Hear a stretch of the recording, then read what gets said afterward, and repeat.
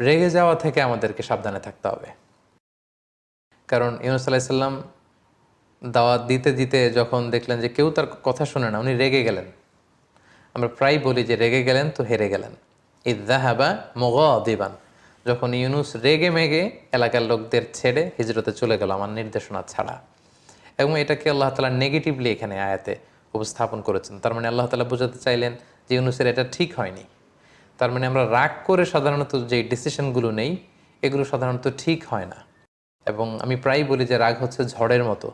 ঝড় যেমনি এক পাশ থেকে এসে সব কিছু ভেঙে চুরে লণ্ড ভণ্ড করে তছনছ করে দিয়ে আরেক পাশ দিয়ে চলে যায়, রাগও এরকম। রাগ এসে বন্ধুর সাথে বন্ধুর সম্পর্ক নষ্ট করিয়ে দেয়, ভালোবাসার সম্পর্কগুলোতে টানাপোড়েন তৈরি করে। এবং রাগটা যখন আসে তখন টের পাওয়া যায় না। রাগের কারণে আমরা যা করে ফেলি, রাগ চলে যাওয়ার পরে আমরা তখন বুঝি যে হায় রে, কী সিদ্ধান্ত নিলাম, কী করলাম, এটা তো